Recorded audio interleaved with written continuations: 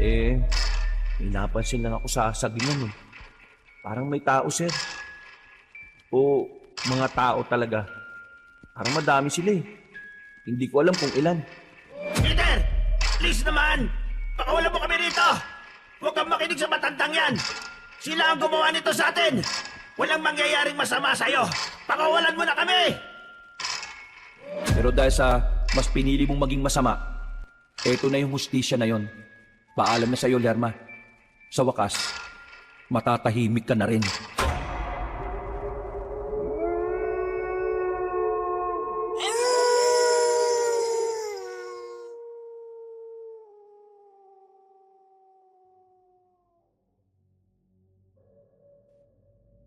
Pinagpalang araw sa inyo, kabanong. Ganon din sa lahat ng mga kabangers at mga kayanggaw. Ako nga pala si Peter. Hindi ko tunay na pangalan. Taga Metro Manila po ako. 24 na taong gulang. Bagong graduate at 1 taon pa lang bilang civil engineer. Bago pa man ako masanay sa buhay ng Maynila, yung gising ng alas 4:30 ng madaling araw, traffic, kapeng almusal at overtime sa opisina, dumating agad ang pagkakataon na hindi ko inaasahan. Isa ako sa mga napili ng kumpanya naming telco para magsagawa ng field survey sa mga lugar na pwedeng pagtayuan ng mga bagong tower sa Kabisayaan. Excited ako nung una. Ibig sabihin kasi nito ay makakalayo ako sa polusyon at maingay na lungsod. Isa pa, kasama ko ang 2 matagal ko nang kakilala na si Simon, ang may kayabangan naming site supervisor, at si Parker, ang chubby kong katrabaho na maingay pero magaling sa technical na trabaho. Sa totoo lang ay masaya talaga ako. Kapag kasi sila ang kasama ko ay para lang kaming naglalaro, pero ginagawa pa rin namin ng tama ang trabaho. Kapag kasi si Simon at Parker ang katuwang ko, hindi ko ramdam ang pagod. Parang lakbay barkada lang ang dating namin palagi na may halong trabaho. Katulad nung araw na yon. Pero hindi ko alam na sa paglalakbay namin ito ay may mga bagay pala akong makikita at mararanasan na hindi ko man lang maisalarawan sa kahit na anong plano o blueprint ng buhay ko. Paalala lang po, hindi mga tunay na pangalan ng mga tao at mismong lugar ang binanggit ko. Para na rin po sa seguridad namin. Muli, kabanong, ako si Peter. Kabanong, mga kabangers at mga kayanggaw. Ito ang aking kwento.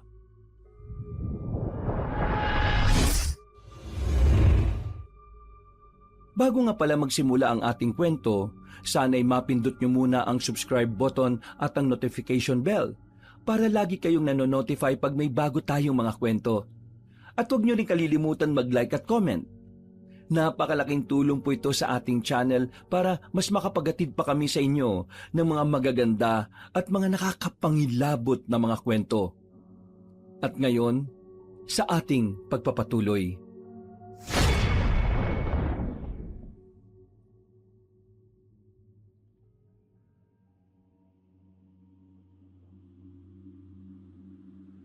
Biyernes ng gabi na kami umalis sa Ormoc. Nagrenta kami ng lumang pickup na pinatatakbo ng isang driver na si Kuya Enan. Matandang Bisaya na parang kabisado na ang lahat ng kalsada sa Leyte. Habang tumatakbo ang sasakyan, nakikita ko ang unti-unting paghina ng signal sa cellphone. Expected ko na to, kaya nga kami nagpunta sa lugar na to para palakasin ang signal sa nasabing lugar.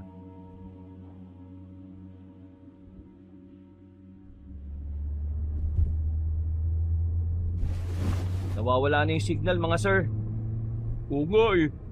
Ayan na. Simula na ng adventure natin, guys. Adventure? Eh mukhang horror movie to, sir eh. Buti na lang, dala ko tong emergency flashlight ko. Para kung sakaling mawalan ng ilaw eh, ready ako. Grabe yan ah. Parang buong ilaw sa lugar niyo, dala-dala mo, Peter ah. Oo nga, sir eh. At full charge pa to. Mas mabuti ning ready para sa kahit na anong sakuna. Ayos ka. Sakuna ka agad. Wala pa ngang nangyayari. May dala rin akong power bank dito. 20,000 milliampere na to. Pinadala pa to sa akin ng pinsan kong nasa Amerika eh. Sir Simon, narinig mo ba yung sinabi nitong bata natin? 20,000 milliampere daw, yung power bank niya. Ayos talaga tong si Peter natin eh. Oo nga eh. Kaya gusto ko ngang laging sinasama yan. Hindi na kailangan manduan eh. Alam na niya ginagawa niya. Pero, relax lang tayo guys ha. Late lang tong pupuntahan natin. Maganda sa lugar na to. At may kuryente rin naman.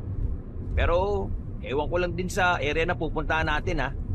Balita ko kasi, nagkakaroon ng madalas na pag-brownout dun eh. Mas okay na to, sir. Baka mamaya yung mapunta natin, may aswang. Di ba ganun daw yon? Kapag mga probinsya may mga aswang daw. Walang yaka, Peter. Napatawa mo ako ron ah. Ilang taon ka na ba at nagpapaniwala ka pa rin sa mga aswang-aswang na yan? 24 ho. Totoo naman yung sinasabi ko mga sir eh. Kahit civilized na yung ilang lugar sa probinsya, meron pa rin mga aswang at ibang kababalagan. Hindi natin yung pwedeng ipagsawalang bahala. Kakanood mo yan ng mga horror movies eh. Napaismid lang ako kabanong habang nagtatawanan sina Simon at Parker. Sa kabilang banda ay napansin kong itsura ni Kuya Enan na parang naniniwala rin sa mga sinasabi ko. Mas naniniwala ko sa reaksyon niya dahil taga dito siya mismo sa nasabing probinsya. Nanahimik na muna ako at naglaro na lang sa cellphone na sobrang hina na ng signal.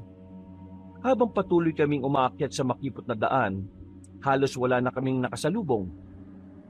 Ang mga ilaw sa poste ay unti-unti na ring nababawasan. Hanggang sa puro dilim at tunog na lang ng makina ang naririnig ko. Paminsan-minsan ay may makikita akong lumilipad na mga ibon sa gilid ng bintana. Parang paniki ang tingin ko. Kaya lang mas malaki.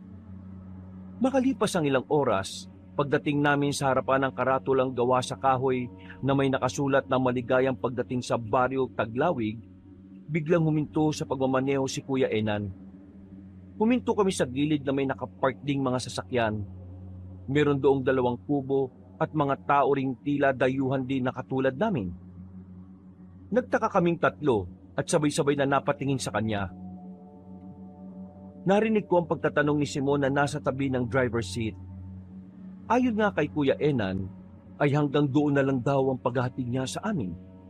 Sabi pa niya, mahirap na daw kasi kapag dumiretso ng ganitong oras, lalo na at madulas ang kalsada sa bandaroon.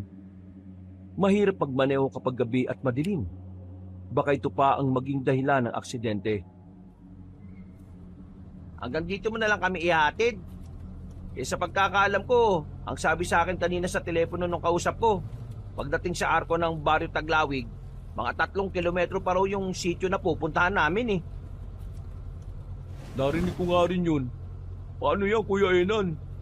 Dapat pala nung una pa lang sinabi nyo na sa amin na hanggang dito nyo lang kami ihatid. Umarkilan na lang sana kami ng ibang driver. Hindi na ako nakisabat pa sa reklamo ng mga kasama ko, kabanong. Nakinig lang ako hanggang sa magpaliwanag na si Kuya Enan sa kanila. Iginit nga ng Ginoo na mas mabuting ipagpabukas ang biyahe dahil marami ang naaksidente sa pagpupumilit. Ipinaliwanag niya rin sa amin na bukas ay may magpipick up sa amin na nagngangalang Mang Otek, kung saan tiga roon mismo sa sityo. Nang marinig ko yun, ay nakisabat na nga ako para hindi na rin uminit ang usapan nilang 3. Oh, yun naman pala mga sir May susundo naman pala sa atin bukas. Siguro, tama lang din na pakinggan natin si Kuya Enan. Total, siya naman ang taga rito Sigurado kung alam niya ang sinasabi niya. Kaya mabuti pa, makinig na lang tayo mga sir. May magagawa pa ba tayo? Tsaka, ang tanong, saan tayo tutuloy ngayon? Huwag niyong sabihin doon sa kubo na yun, ha? Palagay ko nga sir, kasi yung 2 sasakyan nandun no. Tapos may mga tao rin sa labas. Mukhang ganun din ang bilin sa kanila. Kaya sumunod na lang tayo. Silang nakakalam ng mga rules and regulation dito eh. Mas okay na sundin natin yun. Sa mga ganitong probinsya pa naman, mas mainam talaga na sumusunod tayo sa mga ganitong klase ng mga patakaran. Sus, yan ka na naman eh. Papasok mo na naman ang Aswang Chronicles mo eh. Napangiti lang ako kabanong dahil sa huli ay wala na rin naman na magagawa ang mga kasama ko kundi ang sundin ang sinabi ni Kuya Enan. Doon nga kami pansamantalang nagpalipas ng gabi kahit hindi rin trip ni na Simon at Parker ang lugar. Katulad ko, wala rin naman kami magagawa kahit umangal kami ng umangal. Sa kabilang banda, napakatahimik ng lugar.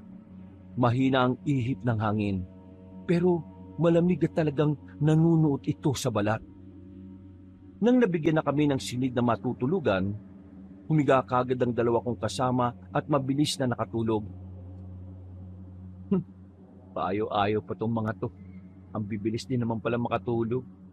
Hindi man nga lang tumagal ng 3 minuto. Mga humihilig-hilig na. Napapailing ko silang minasdan bago naiga sa tapat ng bintana. Nang tila dinadalo na rin ako ng antok, ay muling umihip ang malamyang hangin. Pero sa pagkakataong ito, ay umalingasaw ang tila amoy lupa na parang may halong asim ng nabubulok na halaman. Napabalikwas tuloy ako ng bangon at sumilip sa labas. Napilitan tuloy akong isara ang mga bintana dahil sa hindi kaaya-ayang amoy. Hindi ko rin alam kung dahil lang sa pagod, pero bago ako makatulog, parang may narinig akong tunog ng mga kuko sa labas. At tila ba parang may kumakalmot sa gilid ng sasakyan namin. Pero nang muli akong sumilip sa bintana, wala naman akong nakitang kahit sino roon, kaya natulog na talaga ako. Kinabukasan, 6:00 pa lang ng umaga, ay nagising na kami at habang nagkakape, ay may dumating na 4 na tricycle. Nakatinginan kami ni na Simon at Parker. Ang ini-expect lang namin na susundo sa amin ay kotse din. Wala na kaming nagawa dahil wala na rin kaming choice. Maya-maya pa nga ay lumapit na sa amin ang isang Ginoo na payat at medyo kulubot ang balat. Nagpakilala siya bilang si Mang Otek na siyang tinutukoy ni Kuya Enan kagabi. Pagkatapos namin siyang makausap, ay nag-ayos na rin kami ng mga sarili. Makalipas ang 1 oras, ay umalis na rin kami. Sumakay kami sa tricycle at nagsimula na ang biyahe papasok sa pinakaloob ng baryo. Habang binabagtas namin ang daan, ay napansin kong tila unti-unting nag-iiba ang ambience ng paligid. Mas dumami ang mga puno at mas nangaunti ang mga bahay. Ilang minuto pa ay nakarating na kami sa may gitnang bahagi kung saan may maliit na barangay hall na gawa sa kahoy. Huminto kami roon para kausapin ang namumuno sa lugar para sa pagsasurvey. Si Simon na ang kumausap sa kanila at nagtambay na lang kami ni Parker sa labas para tumingin-tingin sa paligid. Magla-live pa naman sana ako. Kaso, wala na talagang signal sa area na to eh. Kahit yung ibang network, mahinang-mahina talaga sumagap. Kaya nga tayo yung kauna-unahan na magtatayo ng malakas-lakas na signal dito sa area na to eh. Hindi matatapos ang taon na to, magkakaroon na ng maayos na connection ng lugar na to. Sana nga, matapos ka agad. Para kapag balik natin dito makapag-live na ako. Wow plano mo pa talagang bumalik dito? Siyempre, baka malay mo naman. Dito ko na mahanap yung forever ko, di ba? Di wow! Marami pa kaming naging asaran at kwentuhan ni Parker hanggang sa lumabas na si Simon kasunod ng ilang opisyal sa baryo. Pagkatapos namin makapagpaalam, ay sinamahan na nga ulit kami ni Mang Otek papunta sa bahay na tutuluyan namin. Mas maayos naman ang nasabing bahay kumpara sa tinulugan namin nung gabi.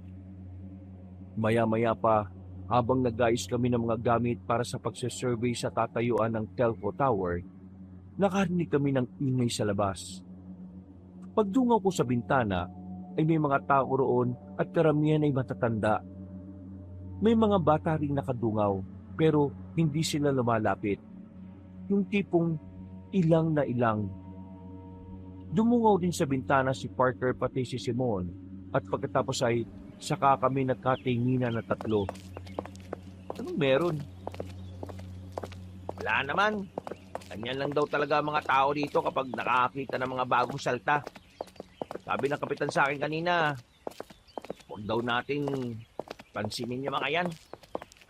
Parang nakakailang naman, sir. Bakit ka naman maiilang? Tingnan nyo naman yung mga titig nila sa atin, no? Feeling ko tuloy, yung mga nagawa kong kasalanan sa lugar na to, eh. Tsaka yung bata ron, no? Parang mga takot na takot. Huwag yun na silang pansinin. Basta trabaho lang ng trabaho hanggang sa matapos tayo. Isipin mo na lang, Peter, na parang kang artista na pinagkakaguluhan. Malay mo, di ba? May chikas na magkagusto sa'yo rito. Baka bago tayo umalis dito baka isa ka pa o baka di lang isa, baka dalawa o tatlo pa.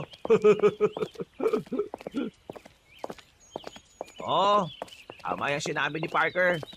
At least, uuwi ka na, nakabengbang ka ng chikas. Kayo talaga, pagdating sa mga ganyang kalokohan, ang bibilis nyo talaga. Trabaho ang pinunta natin dito, no?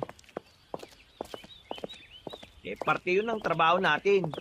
Dapat, ang goal mo, kada mapupuntahan natin lugar, meron kang maiisa na chicks. Para naman, kumalat agad ang lahi mo. Hindi na ako umimik. Umismid na lang ako sa kabinitbit ng bag na naglalaman ng mga gamit. Ganun na rin ang ginawa ni na Simon at Parker habang nagtatawanan. Paglabas namin ng bahay, nandun pa rin ang mga iilang tao na nakatingin at parang sinusuri kami mula ulo hanggang paa. Pakramdam ko tuloy para silang mga frisking guard o monitor na iniiskan pati kaloob-looban namin. Ilang na ilang talaga ako, kabanong. Nang palabas na kami sa kahoy na gate, may lumapit sa amin na isang matandang babae.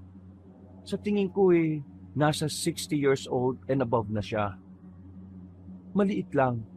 Medyo may puti-puti na sa mahabang buhok. Morena at kahit makinis sa mukha niya, mahalata mo na rin ang katandaan. Nang magtama ang mga mata namin, hindi naman ako nakaramdam ng takot pero feeling ko merong kakaiba sa kanya. Ngumiti siya at nakipagkamay kay Simon dahil yun ang nauuna sa amin. Magandang araw po. Magandang araw din. Ako nga pala si Manang May. Ako naman po si Simon. Itong kasama ko si Peter. At yung malusog sa tabi niya, si Parker naman po. Ano pong may paglilingkod ko sa inyo, Manang May? Wala naman akong kailangan sa inyo. Gusto ko lang kayong makilala na mga sinasabi ni Kapitan sa amin nung nakaraang araw pa. Sabi rin ni Otek, mga taga Maynila raw kayo na magsasurvey para sa itatayong tower ba yun o poste? Tama ba ako, iho? Oo, Manang. Kami nga ho yun. Mga ilang araw kayo dito. Pasensya na kung matanong ako, ha. Gusto lang kasi naming paghandaan ang pamamalagi nyo dito para naman maisipan nyo ng bumalik-balik. Salamat naman po pero hindi nyo na po kailangan mag-abala pa. Nakakaya naman. Hindi nyo kailangan maya sa amin lalo na sa akin. Talagang gusto lang namin na masulit na mga dayuhan ang pananatili nila rito. Katulad nyo. Ganun ho ba? Sige ho. Kayo bahala. Salamat po in advance, Manang. Kung okay lang ho sana, medyo nagmamadali lang kami ngayong araw Mamaya na lang po siguro tayo mag-usap patungkol dyan. Pasensya na sa abala. Siya nga pala. Naparito rin ako para magbigay sa inyo ng kaunting babala. Alam niyo naman sa lugar na katulad nitong baryo, iba to sa nakasanayan niyo sa syudad. Payo ko lang sana na habang nagmamalagi kayo dito, pagpapalubog na ang araw, huwag na kayong lalayo sa baryo o magpunta pa sa kung saan-saan. Bakit naman po? Ayaw ko kayong takutin pero gusto ko lang sabihin na mahiwaga itong lugar namin at maraming mapaglarong klase ng mga elemento sa paligid. Kapag gabi, hindi lang tao ang gumagala. Kaya iba yung ingat ang kailangan, lalo na sa mga katulad nyong dayo. Kayo ang madalas na aliwin ng mga sinasabi ko. Sige po, tatandaan po namin yan. Salamat sa pakikinig. Wag sana kayong tutulad sa iba na matigas sa mga ulo para hindi na humantong sa problema. Salamat at mag-iingat rin kayo. Idadalangin ko sa may kapalang pananatili nyo rito. Nawa ang masulit nyo nga. Tumango na lang kami kay Manang May. Pagkatapos ay naglakad na kami papalayo. Yumukod lang ako at napunwaring nakatingin sa cellphone kong walang silbi habang naglalakad palayo sa mga tao. Nakakailang kasi ang mga tingin nila na parang akong kakainin ng buhay. Medyo nangilabot tuloy ako, lalo na sa mga sinabi ng matandang babae. Nang makalayo na kami sa kanila, biglang nagtawanan sina Simon at Parker na parang walang bukas. Napakuno tuloy ako ng noo habang nakatingin sa kanila at naglalakad. Anong nakakatawa sa sinabi ni Manang May?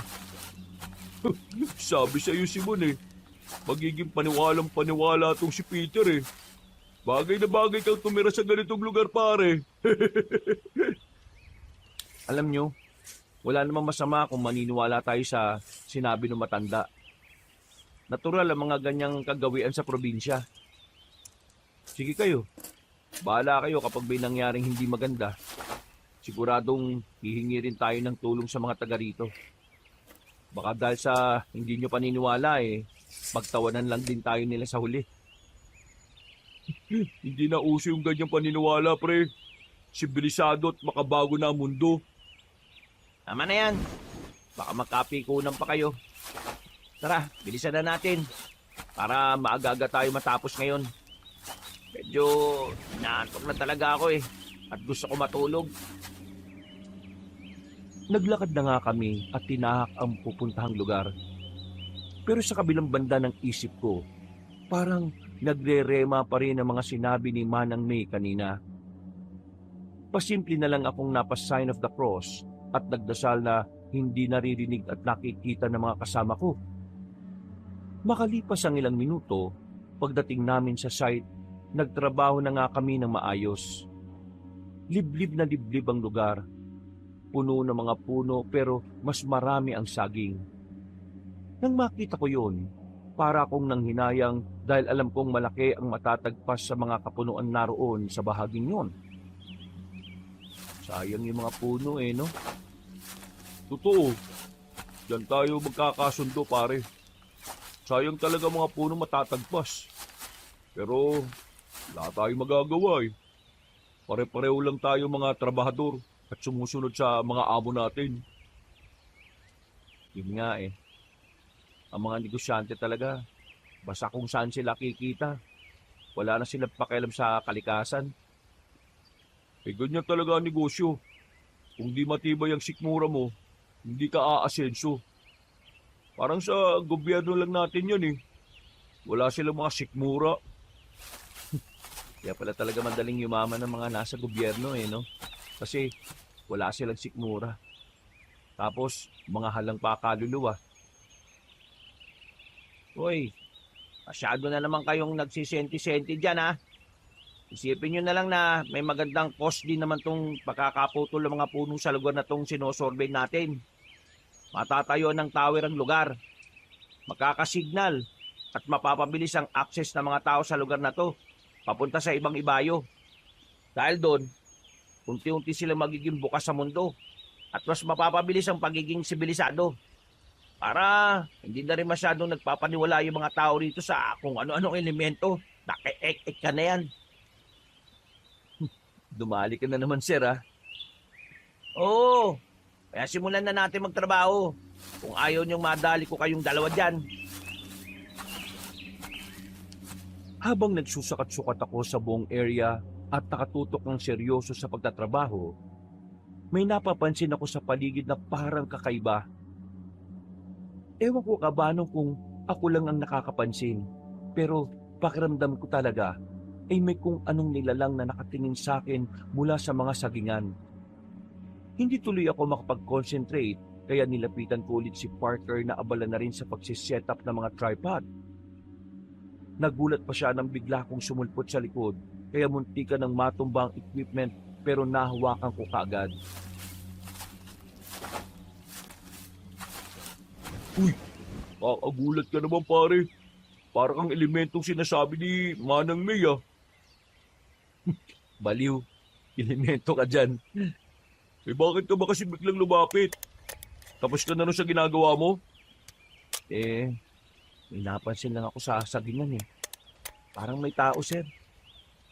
O mga tao talaga. Parang madami sila eh. Hindi ko alam kung ilan. Pero sure akong merong nakatingin talaga. Sagingan ba ka mo? Tapos may nakikita kang tao. Langya. Parang alam ko na yan ah. Yung mga napapanood ngayon sa social media, yung mga binubutasan yung saging tapos inaano. Alam mo na yun. Baka yun yung nakita mo. Puso raw yun sa mga ganitong lugar eh. Pastime ng mga kalalakihang walang magawa. Seryoso ako, no, Siraka? Seryoso rin naman ako ah. Gusto mo, tanong pa natin kay Boss Simon eh. Boss Simon! Oh, ano na naman ba yun? Daldalan na naman kayo ng daldalan dyan ha. Magtrabaho muna kayo bago mag-ingay-ingay. Tara muna rito saglit, sir. Samahan natin tong si Peter dun sa sagingan. May nakita raw siyang parang mga taong nakatingin eh. Napakunot ng noo si Simon, pero lumapit din siya sa amin. Maya-maya lang din ay naglakad kami papunta sa mga sagingan. At ganoon na lang ang gulat namin nang makakita nga kami ng butas sa ilang mga saging na naroon. Nagkatinginan pa kaming tatlo bago napahalakak ng malakas sina Simon at Parker. O di ba? Sabi ko naman sa iyo eh. Hindi ko nilalata pero pastime talaga ng mga kalalakihang taga-probinsya ang pagtira sa puno ng saging. Nagya. Halos lahat yata ng katawan ng saging may butas eh oh. Gagi, mabidyo't nga. Legit pala talaga. Ipopost ko to kapag pauwi na tayo. Kapag may signal na. Kawawa naman yung mga saging oh. Nabuntis ng walang kalaban-laban. Wait. Ano kaya lasa ng mga bunga niyan? Ayaw ko nang isipin oh. Iiwas muna akong kumain ng saging sa lugar na to. Ako rin, boss. Napailing na lang ako, Kabanong, habang pinagmamasdan ng dalawa na nagtatawanan pa rin. Nagbidyuhan pa nga sila na pakunwari ring pinagsasamantalaan ng puno ng saging. Tawa lang sila ng tawa pero nang mapatingin ako sa hindi kalayuan, ay meron talaga ako nakitang maitim na nilalang. Namumula ang mga mata at bigla itong tumakbot na wala sa mga halamanan. Natulala talaga ako't nang hinabot. Tila bumalik lang ako sa wisyo nang mapatingin sa akin sina Simon at Parker na nagtatawanan pa rin. Maya-maya na nga tayo magkulitan. Trabaho na. Para mabilis tayo matapos. Ito kasing si Peter eh. Tara na nga. Makauwi na rin tayo kagad. Umismid na lang ako at tinalikuran sila. Nagpatuloy na nga kami sa pagtatrabaho at dahil sa madali lang ang ginagawa ko, ako ang naunang matapos sa kanila. Hindi muna ako lumapit sa mga kasamahan ko. Hinayaan ko lang sila. Baka kasi magpatulong kapag inabala ko pa. Iginala ko ulit ang tingin ko sa paligid hanggang sa madako ulit ako sa sagingan. Bigla ko na lang ulit tuloy naalala ang nakita kong itim ng nilalang kanina. Yun na nga kayong sinasabi ni Manang May na mga kakaibang elemento. Totoo naman yung nakita kong yun. Sigurado kong hindi ko guni-guni yun. Napahawak ako sa dibdib at napabuntong hininga ng malalim. Pagkatapos ay muli akong napa-sign of the cross hanggang sa maramdaman kong naiihi na ako. Dahil mapuno naman sa lugar, lumayo lang ako kaunti sa site at naghanap ng maiihian. Sa gilid ng mayabong na puno ay doon ko napili. Habang umiihi, ay gumala-gala pa rin ang mga mata ko. Nang humangin ay tila nag-iba ang amoy ng paligid. Ganitong-ganito yung naamoy ko kagabi nung matulog kami roon sa huling pinaghatiran sa amin ni Kuya Enan. Napatakip ako ng ilong dahil parang nabubulok na ewan at talagang nakakasuka. Hanggang sa makarinig ako ng mga kaluskos mula sa hindi kalayuan. Sinundan nyo ng kakaibang tunog ng kung anong hayop. Akala ko nga talaga nung una ay mga hayop na ligaw lang. Pero napansin ko na naman ang maitim na nilalang. Mabilis yung tumakbo-takbo at nagpalipat-lipat sa pwesto. Kaya minadali ko na ang pag-ihi. Hindi ko na nga halos napagpag ng maayos. Pagkasara ko ng zipper ay may tumulong kung anong likido sa noo ko.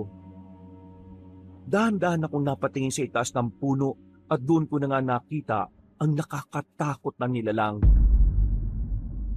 Sigurado akong maliit lang siya. Nangingintab sa pagkaitim ang balat. Namumula ang mga mababalasik na mga mata. Matutulis sa mga kuko at ngipin. Mahaba ang manipis na dila at naglalawayon na tumutulo-tulo sa akin. Ngumiti siya, kaya mas lalo kong nahintakutan. Pagkalaon ay nawala rin ang ngiti niya at napalitan ng nakakatakot na may hinang pag-ungol. Sa pagkabigla ko at pagkataranta, umatras ako kahit nakatingala pa sa kanya. Kaya na out of balance ako. Pagkatumba ko ng patihaya, napatingin ulit ako sa nasabing puno pero wala na roon ang nasabing nilalang. Dahil doon, ay dali-dali kong iginala ang tingin hanggang sa marinig ko sa paligid ang kanyang mahinang pag-ungol. Dali-dali akong tumayo at tumakbo pero sa pagkataranta ay natisod ako sa nakausling ugat ng punong inihian ko. Natumba ko, tumama ang ulo sa isang puno. Nang babangon na sana ako, ay biglang nagkulay pula ang paningin ko sa kaliwa. Hinawakan ko yon at saka ko lang napagtanto na dumudugo ang kaliwa kong noo. Narinig ko na naman ang pagaralgal na ungol at pagbaling ko sa kanan ay nakita ko ang nakakatakot na nilalang kanina. Handa na niya akong sakmalin kaya napasigaw ako ng malakas. Dahil dito ay natigil sina Simon at Parker sa kanilang ginagawa. Patakbo silang pumunta sa kinaroroonan ko. Pagdating nila, ay napalingon kagad ako habang paupong nakasandal sa gilid ng puno. Oh, ano nangyari dito? Dumudugo yung noo mo, pre! Hindi na ako nakasagot dahil bigla akong nakaramdam na matinding pagkahilo. Malamang dala yun ng nerbiyos. Iginala ko muna ang tingin sa paligid. Nang masiguro kong wala nang nakakatakot na nilalang, ay ipinikit ko na lang ang mga mata ko. Pagdilat ko ng mga mata, naroon na ako sa bahay na tinutuluyan namin. Tumingin kagad ako sa relo. At nang makita kong pasado 5:00 na ng hapon, napabalik ko sa phone ng bangon. Pero napahawak ako sa ulo dahil medyo sumasakit yon. Mabuti at gising ka na. Ay, anak ka ng tikbalang. Nandiyan po pala kayo. Nagulat naman ako sa inyo, Manang May. Pasensya na kung nagulat kita. Maayos na ba ang pakiramdam mo? Okay naman na po. Medyo masakit lang tong kaliwang noo ko. Nilagyan ko yan ng dinikdik na malunggay at iba pang halamang gamot para mabilis na gumaling. Para rin hindi ma-impeksyon. Salamat po. Nasaan po ba yung mga kasama ko? Nandun pa rin sa site. Kasama nila si Otek at yung iba pa. Pero pabalik na yon dahil mag-aalas 5 na. Ganun po ba? Sabi ng mga kasama mo kanina, nung nakita ka nila, duguan na raw ang noo mo. Ano ba nangyari? May nakita po kasi akong... Sige na, huwag ka nang mahiya magsabi sa akin. Lalo pagdating sa kababalaghan. May nakita ka bang kakaiba kanina dun sa lugar na pinuntahan ninyo? Ano po kasi... May nakita akong maitim na nilalang. Malit lang siya pero nakakatakot. Tapos mapupula yung mga mata at naglalaway. Tapos ang baho ng amoy niya. Sasakmalin niya nga po ako kanini pero mabuti nakasigaw ako at dumating yung mga kasama ko.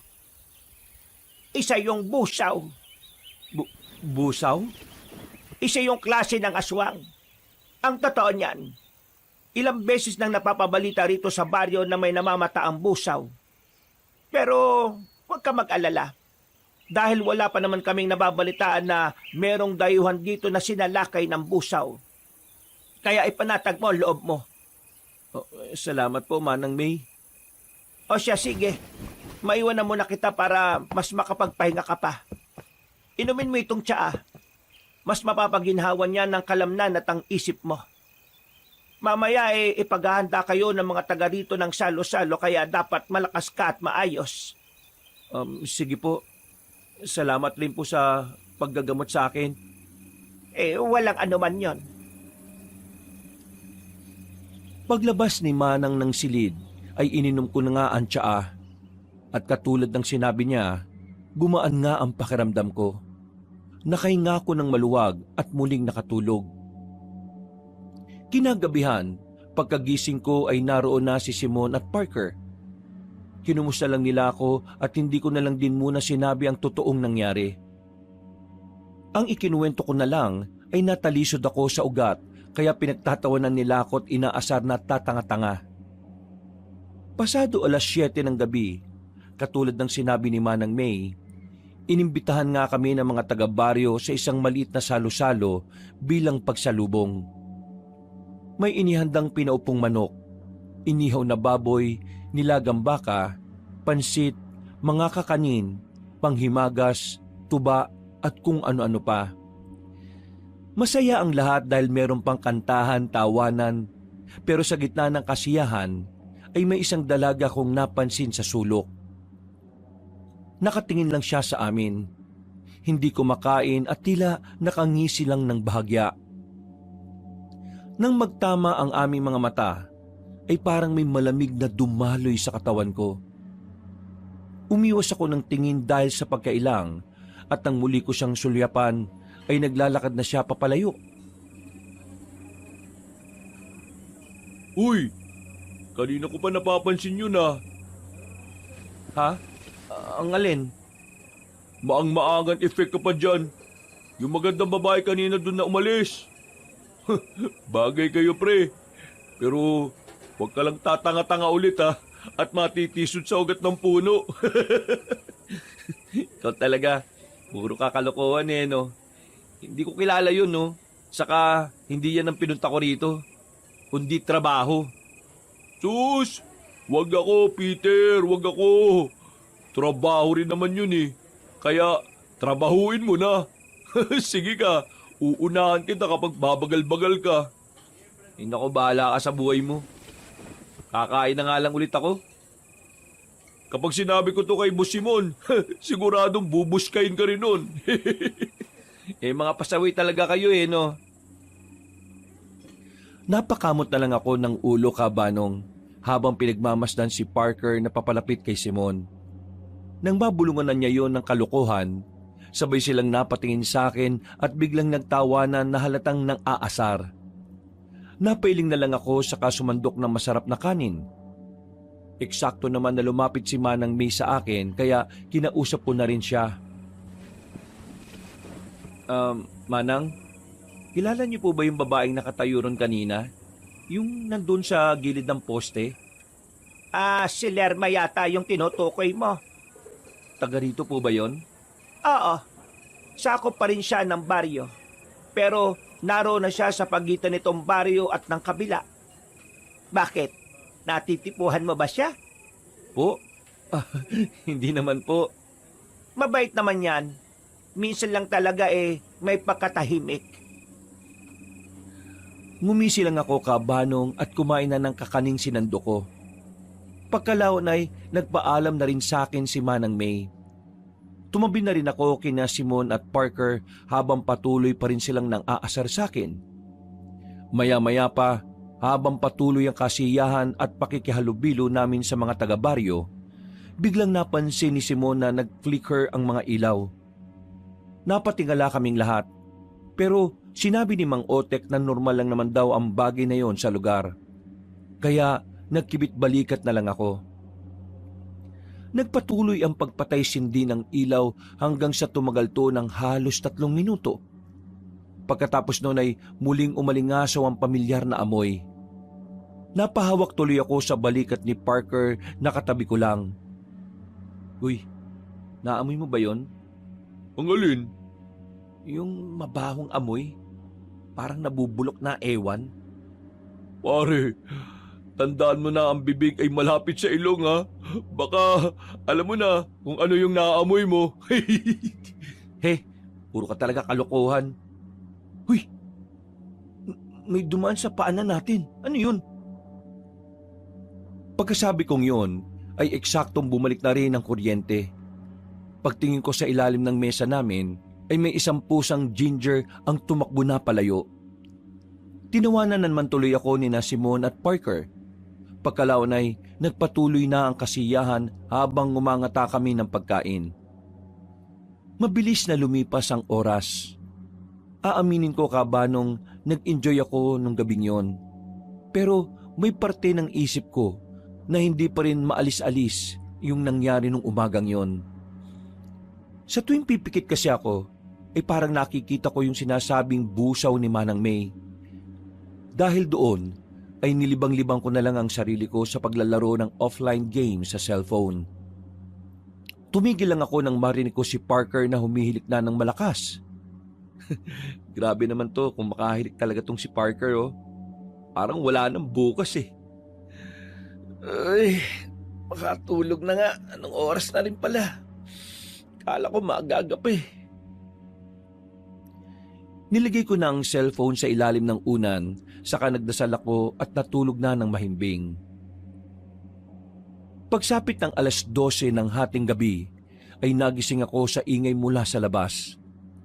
Naririnig ko kasing parang may kakaibang kaluskos sa labas. Tapos may nakakangilong tunog na parang nagkikiskis ng kuko sa dingding. Kakamot-kamot akong bumangon dahil parang kapipikit lang ng mga mata ko. Ano ba yung tunog na yon? Sakit sa tenga. Pero ang sarap pa rin ng tulog nila Sir Simon at Parker Ba talaga kapag malalim ang tulog kahit saan na lugar? Binuksan ko ang bintana at tinanap ang tunog hanggang sa may makita kong aninong gumagalaw sa bubungan ng bahay. Ito rin yung nakita kong halimaw doon sa site, na kung tawagin nga ni Manang May ay busaw. Napatingin yun sa akin at muli kaming nakatitigan. Nangilabot ako at hindi na naman kaagad nakagalaw. Mabuti na lang ay hindi ito umatake at bigla itong tumalon papunta sa kakahuyan.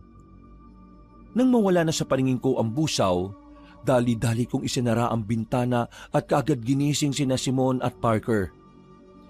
Sir Simon, Parker, may ano sa labas? Oh, anong may ano? Anak ka naman ng teting oh. Ano ba Peter? Anong oras pa lang oh? May nakita nga akong itim na ano. Uy, ano nga ano? Puro ka ano dyan eh. Eh kung anuin kaya kita dyan sa kakaano mo. Di ba? Labo mo pre. Meron nga talaga ako nakita. Galing sa bubong. Siguro pusa lang yung pre. Ano ba? Hindi, aswang yun. Yun din yung nakita ko kaninang umaga. Ay nako, itulog mo na lang yan Peter. Huwag mo na kaming istorbohin. Natigilan kaming lahat dahil biglang may kumalubog sa bintana. Nakita namin na may tumama roon na kung ano, kaya sabay-sabay kaming napatingin. Dahil dito ay parehong napabalikwas ng bangon sina Simon at Parker. Ako naman ay napatras palayo sa bintana dahil malapit yun sa kinahihigaan ko. Hinayaan ko lang silang lumapit. At pagbukas ni Simon sa bintana, sumilip siya sa labas. Ganon din ang ginawa ni Parker. Pareho silang nagpagala-gala ng tingin pero wala naman silang nakitang kahit na ano. Nang tingnan namin ang bakas sa bintana, para lang yung basang kung anong malambot na bagay na tumama roon. Ano yung tumama sa bintana, mga sir? Di ko alam. Pero hayaan na natin yun. Baka kung ano lang yun. O sige na, matulog na nga ulit tayo. Hindi na ako nakapagsalita at pinagmasdan na lang ang dalawa kong kasamahang parehong kumakamot ng ulo. Ramdam ko ang pagkainis nila dahil nga sa naalimpungatan sila pareho sa ginawa kong paggising. Pagkahawi pa loob ni Parker ng kurtina, tumingin siya sa akin na tila naiinis pa rin. O yan, nawi ko na pa loob yung kurtina ha, para hindi kung ano-ano yung nakikita mo. Matulog ka na at umiwas-iwas ka sa kakanood mo ng horror movies. Wala na akong nagawa kundi ang bumalik sa kama ko, Kabanong. Matagal akong napatingin doon at iniisip-isip pa rin ang tungkol sa busaw. Hanggang sa unti-unti na rin akong dalawin ng antok. Kinabukasan, nagulat kami habang nag-aalmusal nang makita namin si Manang May sa labas ng tinutuluyan naming bahay. May dala siyang palaspas na may nakataling supot ng asin na tabo. Para saan po yan, Manang May? Pangontra to. Kagabi ko pa sana ito ibibigay kaso naisip kong nagpapahinga na kayo. Pangontra po saan? Sa mga masasamang elemento at alagad ng kadiliman. Pinabasbasan ko na rin yan doon sa simbahan. Habang nananatili kayo rito, mas mainam na meron yan. Mahirap na, lalo na sa nangyari sa iyo kahapon. Nako, Manang, sakto yan. Dahil takot na naman yan nung hating gabi. Ano ba yung sinasabi mo kagabi, Pete? Nakakita ka ng ano ba yun? Busaw. Ayun, yun nga ho, Manang. Busaw. Dinalaw na naman kayo ng busaw dito. Oo, Manang. 12:00 ng hating gabi. Nakita ko po sa bubungan tapos tumalon papuntang Kakahuyan. Nako, mag-iingat-ingat kayong tatlo. Mamaya nga pagdating ni Otek magpapakuha ako sa kanya ng mga pandakaki. Porselas yun ng panlaban sa mga ganong klase ng kampo na kadiliman para layuan nila kayo. Mahirap na lalo na sa mga dayong katulad nyo. Kayo talagang lapitin ng mga ganong uri ng nilalang. Maraming salamat po. Nako, Manang, di naman ako nagpapaniwala sa mga ganyan Kasi kung matatakot lang tayo na matatakot, katulad nitong si Peter, ay nako, mas lalo lang yan silang magpapakita sa atin.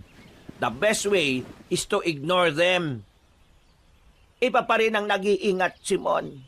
Kakaiba mga busaw dahil may kakayahan silang mangyanggaw, lalo na kapag hindi nila kaya ang isang tao. Ano po ba yung busaw na yan? Isang klase yon ng aswang na mapaminsala. Hindi sila basta-basta kaya mag-iingat kayo. Pagmamadaliin ko na nga si Otek para ipakuha yung mga pandakaki. Ay sige na, at maiwan ko na muna kayo dyan. Pag-alis na matandang babae, ay biglang nagtawanan sina Simon at Parker. Napakunot tuloy ako ng noo sa ginawa nila. Medyo naiinis ako dahil para bang hindi nila sineseryoso ang sinasabi ng tao. Huwag niyong pagtawanan yung tao. Concern lang naman sa atin yun Alam namin yun, pre. Pero sa totoo lang di ko talaga maiwasang matawa Ang lakas kasi makafantasere yung mga sinasabi ni Manang May. Hindi fantasere yung sinasabi ni Manang May. Ako mismo, nakita ko yung kahapon ng umaga. Yung alin? Yung busaw? Oo. Oh, akala ko ba sabi mo kahapon sa amin, napatit ka lang sa ugat ng puno. Bago-bago ka naman ng statement, pre. Sinabi ko yon dahil katulad niyan, pinagtatawanan niyo yung mga bagay na yon. Bahala kayo kung ayaw niyong maniwala. Basta, hindi naman nagkulang ng paalala sa atin si Manang May Respetuhin na lang natin siya bilang matanda. Huwag yun ang pagtawanan. Ang seryoso mo noon masyado, pre. Sorry naman. Ewan ko sa inyo. Makaligo na nga lang. Kinuha ko ng tuwalya ko at nagpunta na sa banyo sa likuran ng bahay para maligo. Nahagipan ng paningin ko sina Simon at Parker na parehong napakibit ng balikat. Habang nasa banyo ako kabanong ay hindi ko alam ang mararamdaman ko. Medyo nainis kasi talaga ako sa dalawa. Pero sa kabilang banda ay ayaw ko rin naman talaga silang mapahamak. At ito na nga po, dito na rin pala magsisimula ang mas kakaiba pang pangyayari ng mga sumunod na oras. Pagkatapos namin mag-ayos ng mga sarili ay nagsimula na ulit kami sa survey namin sa bundok. Bit-bit ang mga gamit, kasama namin ang anak ni Mang Otek na si Kito bilang gabay. Wala kasi ang Ginoo dahil meron itong inaasikaso sa bayan. Meron ding inuutos si Manang May sa kanya patungkol nga sa porselas na pandakaki. Pero habang lumilipas ang oras, napapansin kong parang may kakaiba na naman sa paligid. Pati na rin sa mga kasama kong kapwa surveyor. Habang abala ang lahat, napansin ko ang kakaibang kilos ni Parker. Kani-kanina lang ay ang saya-sepan nila ni Simon. Pero tila bigla na lang silang nanamlay. Hinayaan ko na lang siya nung una pero nagulat na lang ako nang bigla siyang tila natulala na nakangiti lang habang nagmi-measure kami ng lupa. Nilapitan ko siya at doon ko nakita ang mga maliliit na ugat sa ibabang parte ng liig niya. Medyo namumula rin ang gilid ng kanyang mga mata na parang naiirita sa init ng araw. Sir, okay ka lang? Oh? Oo naman. Bakit nakatulala ka kanina? Tapos pangiti-ngiti ka? Ha? Wala. Ano yung nasa leeg mo? Parang nangingitim ang ugat mo dyan banda. Ha? Eto. Siguro kinagat lang ng lamok. Kinagat ng lamok? Nangingitim eh. Wala nga sabi to. Ang kulit mo naman eh. Ha? Di okay. Pasensya na. Nasigawan kita eh. Pero wala lang to, promise. Okay, sige. Pero seryoso ako ha. Magpatingin ka kay Manang May mamaya. Wala nga to, Peter. Baka nga kagat lang ng kung anong insekto. Sige na, doon ka na nga muna. Medyo hindi ako makapag-concentrate sa pagme-measure eh. Napakibit na lang ako ng balikat. Pagkatapos ay lumayo na ako kay Parker. Pagtingin ko naman kay Simon, parang kakaiba rin ang ikinikilos niya. Parang medyo mainit din ang ulo niya at dinig na dinig ko kung paano niya sabunin si Keto. Pumagitna na ako sa kanila para hindi na mauwi pa sa away. Nakikita ko rin kasi si Keto na parang papalag na. Sir Simon, chillax lang. Magpahinga na nga muna tayo dahil masyadong mainit ngayong araw eh. Bumalik na lang tayo mamayang hapon. Kaunti na lang naman yung gagawin natin. Tama. O na muna magpatuloy nitong ginagawa ko. Nakakainit kasi ng ulo yung si Keto eh. Dapat talaga si Mang Otek na lang yung nandito eh. Sige sir. Magpahinga na muna kayo ron sa lilim. O kaya mauna na kayong bumalik ni Parker sa baryo. Sabay na lang kami nitong si Keto umuwi. At tapusin ko na lang tong ginagawa natin. O sige na. Bilisan mo dyan ha. Makaalis na nga. Pabalagbag na hinagi sa akin ni Simon ang equipment na hawak niya. Kamuntikan ko pa nga tong hindi masalo. Pagkatapos noon ay lumayo na siya. Humingi naman ako ng paumanhin kay Keto. Mabuti na lang din ay maunawain ng taong yon na hindi naman nagdamdam. Sinabi pa nga niya sa akin na parang kakaiba ang ikinikilos ngayon ni Simon at Parker. Makaklose kasi sila kagabi nung kasiyahan, kaya nagtataka rin ang binata sa kakaibang asta ng mga kasama ko. Napakunot din ako ng noo. Napansin din pala ni Keto ang tungkol sa mga bagay na yon. Nagtrabaho kami at tinapos ko na rin ang lahat para hindi na kami bumalik mamayang hapon. Mabilis ang paglipas ng oras.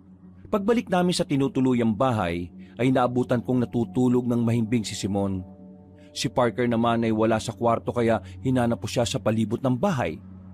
Hanggang sa maabutan ko siya sa likod malapit sa banyo. Nakatayo siya sa poso at paulit-ulit na naghihilamos ng mukha habang tumatawa na mag-isa. Ilang segundo ko rin muna siyang pinagmasdan bago lapitan. Pre, ayos ka lang ba? Oo naman, pre. Medyo mainit lang yung pakiramdam ko kaya panay ang pagilamos ko ng muka. Parang gusto ko na nga maligo na lang ulit eh. Pwede namang maligo. Ha? Nagulat na lang ako nang ibuhos niya sa sarili ang laman ng balde.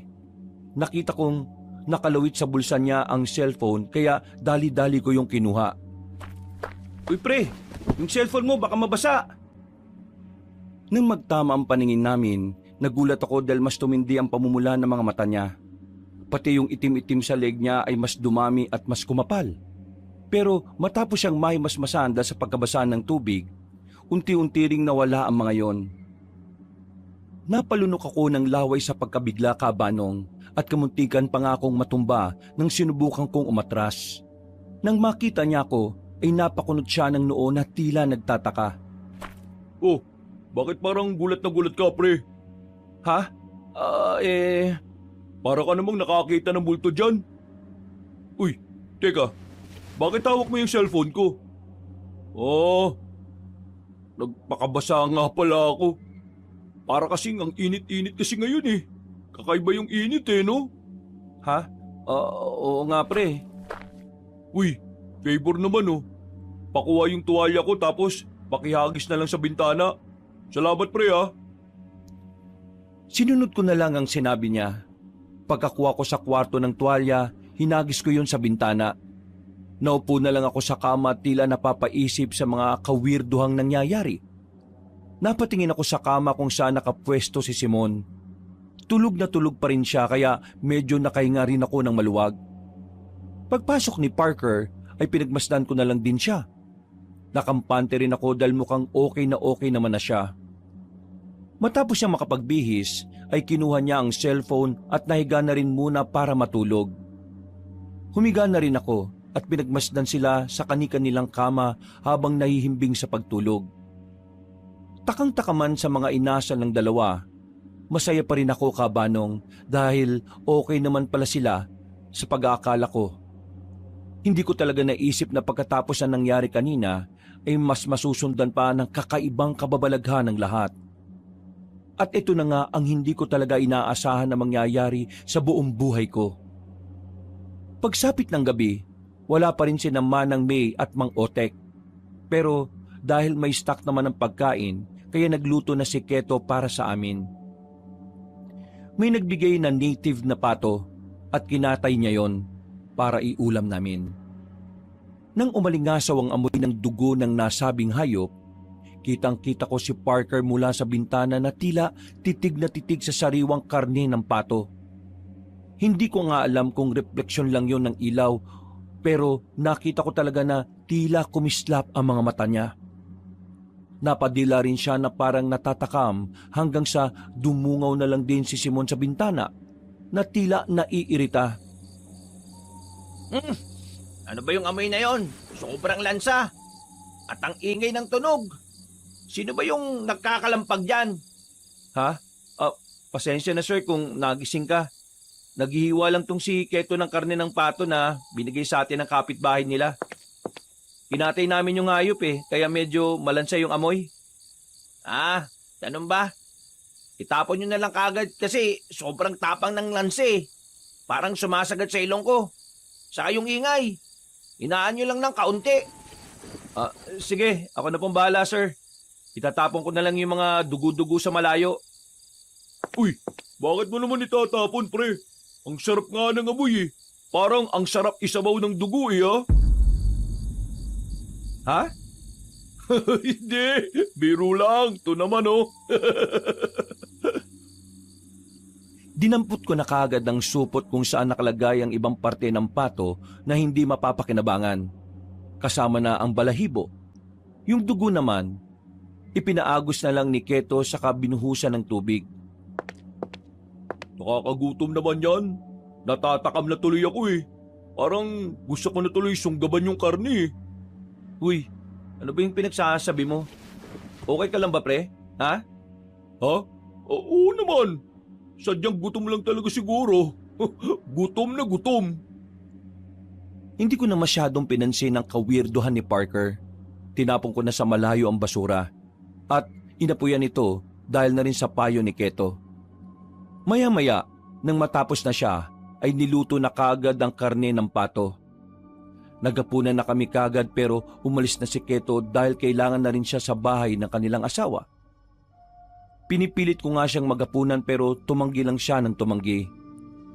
Hindi ko na masyadong pinilit dahil alam ko rin naman na naiilang siya kay Simon. Habang naghahapunan kami, ay parang mga gutom na gutom ang mga kasama ko. Hindi ko tuloy alam kung ano ang mararamdaman ko. Masarap naman talaga ang pagkakaluto ni Keto, pero kakaiba talaga ang asta nila. Guys, alam kong masarap tong pagkakaluto ni Keto sa pato. At ngayon lang ako nakatikim ng ganito eh. Pero sana maghinay-hinay lang kayo. Baka mabulunan kayo niyan eh. Sir Simon, Sir Parker. Ang sarap talaga eh. At ang gutom na gutom ako. Parang kahit buto nito mauubos ko eh. Grabe ka naman sa pati buto, sir. Anong grabe? May masama ba sa sinabi ko, ha? Wala naman. Basta maghinay-hinay lang. Puro kayong daldal. Kumain na nga lang tayo para maubos na to. Hindi na ako nagsalita at nagsimula ng kumain. Hanggang sa maubos na nila ang sinabawan. May isang prito na natira na sabay kinuha ng dalawa. Nagkatinginan pa sila at naghatakan sa isang pirasong prito. Nakita ko sa mga mata nila ang matinding determinasyon na gusto talaga nilang makuha ng buo ang natitirang karne. Ayaw nilang maghati rito. Guys, huwag na kayo magagawan pa oh. Ito kunin niyo na yung sa akin. Wala pang bawas to. Uy! Dinakma kaagad ni Simon ang pritong nasa plato ko. Kamuntikan pa nga matapon ng kanin sa pagkakadakma niya. Nang mapatingin ako ulit sa kanila, ay doon ko na nakita ang muling pamumula ng gilid ng kanilang mga mata. Nagsulputan din ulit ang may itim na ugat sa mga liig nila. Mga sir, ayos lang ba kayo? Bakit? Mukha ba kaming hindi ayos? Para kasing namumula mga mata nyo eh. At saka, ikaw yata ang hindi ayos, pre. Ha? Ako? Naririnig ko ang tibok ng puso mo. Ang bilis. Oo nga, pabilis ng pabilis. Natatakot ka ba, ha? Sino kinatatakutan mo? Kami ba? Natatakot ka ba sa amin ni Boss Simon? Bakit ka naman matatakot sa amin, ha? Wala naman kaming ginagawang masama, ha? Kumakain lang tayo ng hapunan dito. Pasimple akong tumayo habang takot na nakatingin sa kanila, Kabanong. Hindi ko na rin alam kung ano talaga ang nangyayari pero sigurado kong hindi normal itong ikinikilos ni na Simon at Parker. Saan ka pupunta? Bakit parang namumutla ka na? Anong ikinatatakot mo sa amin, ha? Ha? Ano kasi? Tapos na akong kumain. Di kung ganon, ako na lang ang uubos ng pagkain mo, ha? Sige. Wala akong problema. Alis ka na? Oo eh. Medyo inaantok na ako. Tama, magpahinga ka na muna. Medyo namumutla ka na eh, oh.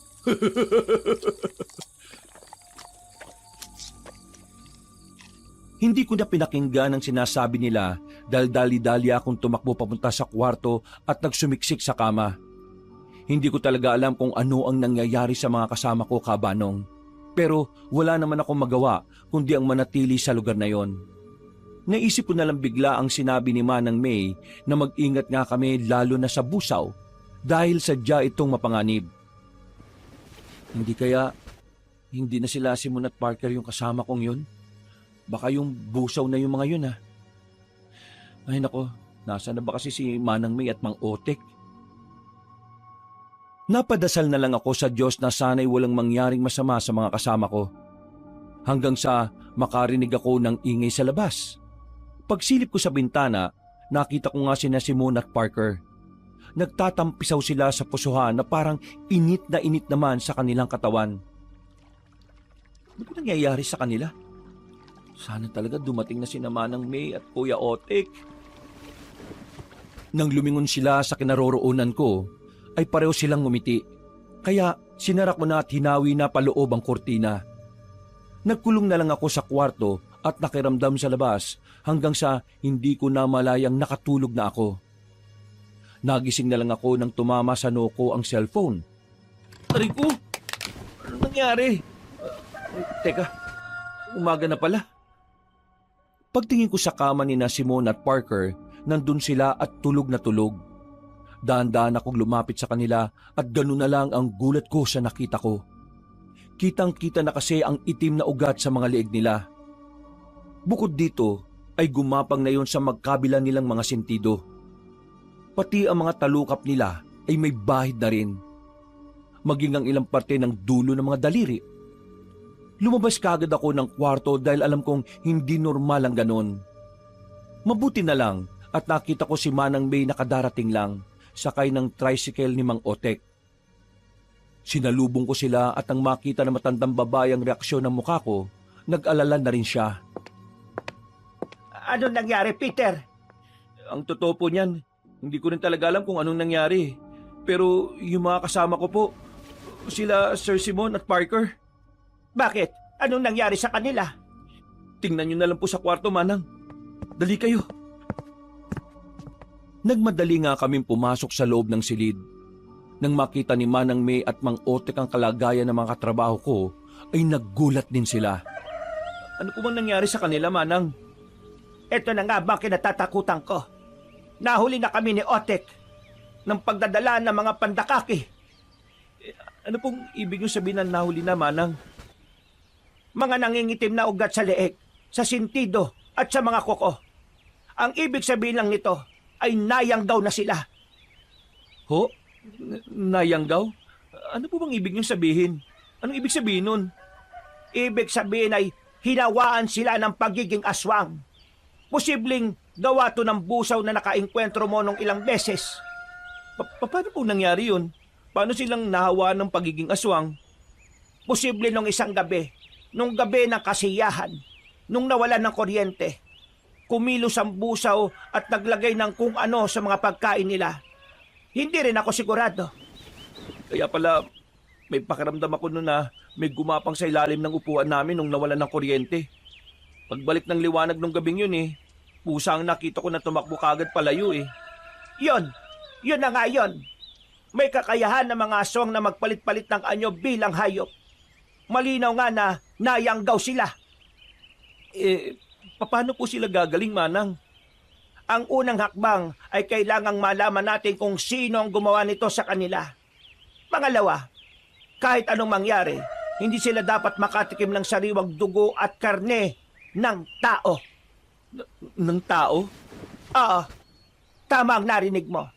Na sariwang karne at dugo ng tao. Kapag nakatikim sila nun, siguradong mahirapan na silang makabalik. Magiging tuluyan na silang aswang. Hindi po sila po pwedeng maging aswang, Manang. Oo, naiintindihan ko. Kaya gagawin namin ang lahat para maagapan sila. Natigilan na kami sa pag-uusap dahil nakita namin na parehong napaungod sina Simon at Parker. Ilang saglit lang din ay magkasunuran silang napatihaya sa kama. Kahit malamig ang paligid ay pawis na pawis sila. Nang hawakan ko sila ay nagulat ako dahil sobrang lamig ng kanilang mga katawan. Nag-alala ako nang makita na unti-unti ring nangingitim ang mga kuko nila. Otek, magsunog ka na ngayon din ng goma. Bilisan mo! Tawagin mo na rin si Keto at pakuhain mo na ng mga halamang gamot na dawag dun sa malapit sa ilog. At ikaw naman, Peter, kunin mo yung maliit na planggana sa lababo at lagyan mo ng maligamgam na tubig. Samahan mo na rin ng bimpo. Sige na, madali ka. Opo, Manang. Sige po. Sinunod ko kagad ang pinag-uutos ni Manang. Nagdala ako ng maliit na planggana na may lamang maligamgam na tubig. Inutusan ako ng matandang babae na punasan ng salita ng dalawa kong katrabaho na ginawa ko naman. Ilang saglit pa, lumabas muna si Manang May sa silid. Pagbalik ay may dala na siyang langis mula sa garapon. Nagpatak siya ng kaunti sa planggana at ang iba naman ay pinahid niya sa kanyang kamay. Bago parehong pinahiran ni na Simon at Parker sa ulo. Naglalaban ng init at lamig ng mga katawan nila. Ano pong ibig sabihin nun? Malalakas ang resistensya nila. Nilalabanan nila ang pagkayanggaw. Kaya hindi sila basta-basta susuko.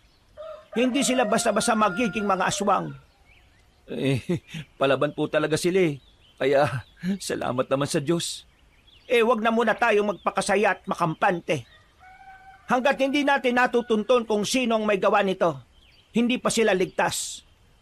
Bubulungan at bubulungan sila ng yanggaw hanggang sa mapasuko ang kanilang loob. Hindi sila titigilan hanggat hindi sila sumusuko laban sa sumpa. Marami pang sinabi si Manang May patungkol sa mga nayanggaw at iba pang uri ng aswang at alagad ng kadiliman. Marami akong natutunan at nalaman ko rin na isa pala siyang manggagamot ng herbal na medisina. Nakilala sa kanilang lugar bilang babaylan. Yun nga lang ay hindi ganun kakompleto ang kaalaman ng matandang babae dahil namatay na ang tagaturo niya noon. Nagsikap na lang siyang mag-aral at natutunan niya rin ang ibang kaalaman sa mga ibang albularyo na nakakasalamuha niya. Hindi man siya ganun kahusay pero may kakaya naman siya kahit papaano, lalo na pagdating sa pangontra. Higit kalahating oras ay dumating na ang mag-amang Mang Otek at Keto. Dawag na itim at iba pang halamang gamot ang dala. Ang dawag na itim ay isang uri ng baging na may kakayahang mapalabas sa tunay na anyo ang isang aswang. Ito ang gagamitin natin para masilo ang aswang. Salamat po. Umaasa ako na gagaling sila. Mas manalig ka sa Diyos dahil siya ang may kakayahan para mapagaling ang mga katulad ng nangyayari ngayon sa mga kaibigan mo. Instrumento lang ang mga katulad ko. Opo, salamat nga rin po sa Diyos. Inutusan na nga ulit ni Manang May si Mang Otek na magsunog ng gulong. Kami naman ni Keto ay umantabay lang ng gagawin ng matandang babaeng manggagamot. Tinali din muna namin ng mahigpit sina Simon at Parker. Dahil kabanong, ang sabi ni Manang May, kapag daw nagising ang dalawa, ay siguradong bigla na lang silang mananalakay dahil sa pagkatakam. Kumalat na kasi ang epekto ng pagkayanggaw base sa itsura ng mga itim na ugat sa katawan nila. Pagkatapos namin silang itali, gumilid na kami at pinagmasdan ang gagawin ng manggagamot.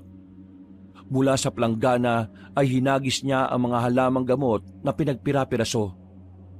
Pinigapiga niya ito hanggang sa kumataas at mag-iba na ang kulay ng tubig.